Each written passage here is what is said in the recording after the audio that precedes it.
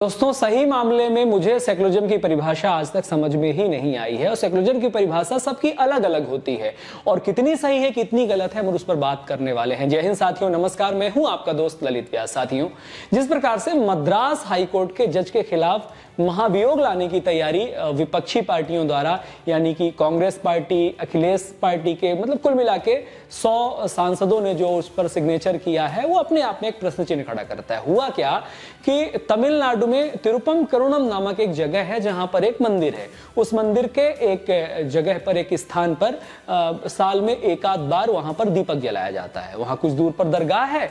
दरगाह के लोगों को वहां पर दीपक जलाना स्वीकार नहीं था, पसंद नहीं था। उन्होंने उसके खिलाफ याचिका दायर करी। याचिका में जब परीक्षण किया गया, जांच किया गया, तो ये पाया गया कि वो जो जगह जहां पे दीपक जलाया जाता है वो मंदिर के प्रांगण में आता है, तो वो दीपक जलाने की अनुमति दे दी गई।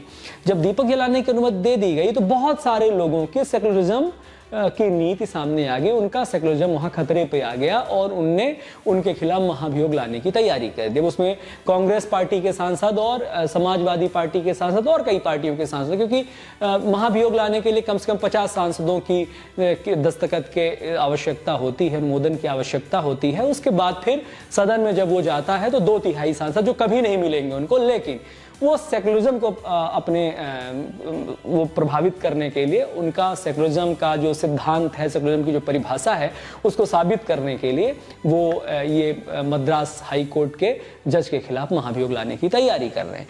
अब मुझे ये समझ में नहीं आता आखिर ये सेक्युलरिज्म एक तरफा क्यों होता है। क्या किसी देश की संस्कृति, किसी देश की सभ्यता को कुचलना ही केवल एकमात्र सेक्युलरिज्म है, या किसी एक को टारगेट करना, एक को बार बार बाधित करना ही सेक्युलरिज्म है, और एक को प्रभावित करना, एक को हमेशा तुष्ट करना, एक को पोषित करना। अब आप बताइए कि वोट चोरी की यात्रा निकालते हैं, आप रामलीला मैदान पर नाटक और नौटंकी कर रहे हैं और आप कहते हैं कि आप चुनाव वोट चोरी के माध्यम से हारते हैं। भाई, जिस देश, जिस संस्कृति को आप बार बार सेक्युलरिज्म के नाम पर कुचलने का काम कर रहे हैं, तो यह सेक्युलरिज्म एक तरफा आपका क्यों होता है।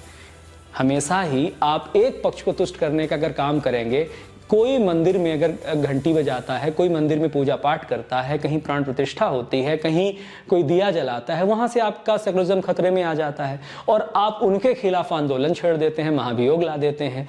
ये आपकी वास्तविक वजह है हर जगह से चुनाव हारने की, और इसकी आप लंबी यात्रा की तैयारी कर लीजिए। आप वोट चोर, गद्दी छोड़ की नौटंकी से बाहर निकलकर जब आप किसी देश की सभ्यता, उस देश की संस्कृति को कुचलने से बाहर निकल के आ जाएंगे, आपकी जो सोच है वो आगे निकल करके चली जाएगी, तब जाकर के आप हर जगह जीतना शुरू करोगे, है ना। आप सोचते हैं कि ये 2003 से पहले वाला इंडिया है, तो ये 2003 से पहले वाला इंडिया नहीं है, 1993 वाला इंडिया नहीं है। अब ये 2025 वाला इंडिया है, जो अपने देश की संस्कृति, सभ्यता के लिए आवाज उठाना भी सीख गया है और न्यायिक व्यवस्था करना भी सीख गया है। और दिक्कत तो तब होती ना कि जब वो मजार हटाने का बात करते, जब वो मजार में प्रतिबंध लगाने की बात करते, तब आपका सेक्युलरिज्म खतरे में आता। किसी के दीपक लगाने के बात पर ही आप सीधे उस पर महाभियोग लाने की तैयारी कर रहे हैं, तो ये आपके दोहरे मापदंड को स्पष्टता के साथ प्रदर्शित करता है। और इससे जुड़े हुए जो भी चीजें हैं, जहां भी ऐसी चीजें होती हैं, वो हर जगह इन तमाम चीज़ों को प्रभावित करती हैं। फिलहाल मुझे तो बड़ा मुश्किल लग रहा है कि मैं किस प्रकार से सेक्युलरिज्म को परिभाषित करूं। मैं और रिसर्च करूंगा और ढूंढने का प्रयास करूंगा आखिर ये सेक्युलरिज्म होता क्या है।